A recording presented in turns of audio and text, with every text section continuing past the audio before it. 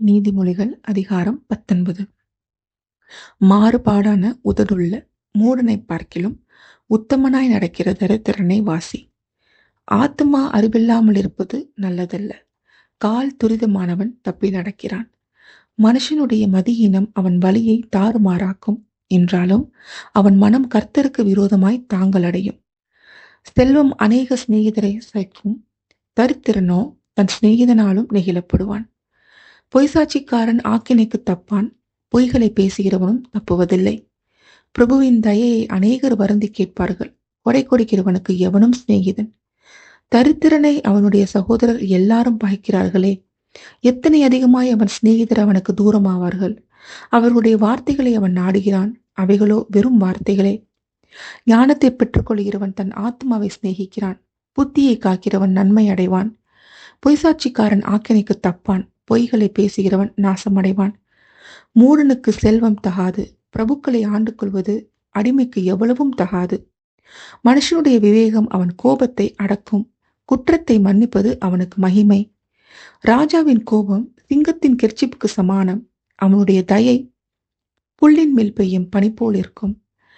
மூடனாகிய மகன் தன் தகப்பனுக்கு மிகுந்த துக்கம், மனைவியின் சண்டைகள் ஓயாத ஒழுக்கு.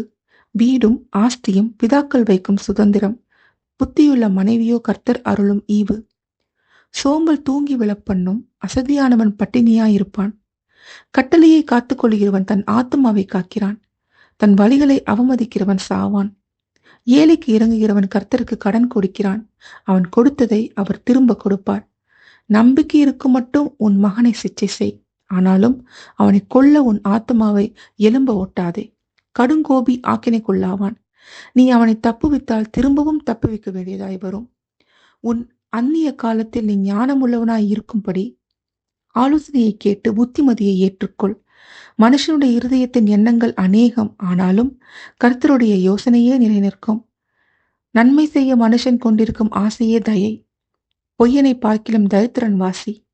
கர்த்தருக்கு பயப்படுதல் ஜீவனுக்கு ஏதுவானது, அதை அடைந்தவன் திருப்தி அடைந்து நிலைத்திருப்பான். தீமை அவனை அணுகாது. சோம்பேறி தன் கையை களத்திலே வைத்து அதை திரும்ப தன் வாயண்டைக்கு எடுக்காமல் இருக்கிறான். பரியாசக்காரனை அடி, அப்பொழுது பேதை எச்சரிக்கப்படுவான்.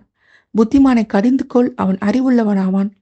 தன் தகப்பனை கொள்ளையடித்து தன் தாயை துரத்தி விடுகிறவன் லட்சியையும் அவமானத்தையும் உண்டாக்குகிற மகன். என் மகனே, அறிவை தரும் வார்த்தைகளை விட்டு விலகச் செய்யும் போதகைகளை நீ கேளாதே. பேலியாளின் சாட்சிக்காரன் நியாயத்தை நிந்திக்கிறான், துன்மார்க்கருடைய வாய் அக்கிரமத்தை விழுங்கும். பரியாசக்காரருக்கு தண்டனைகளும் மூடருடைய முதுகுக்கு அடிகளும் ஆயத்தமாயிருக்கிறது.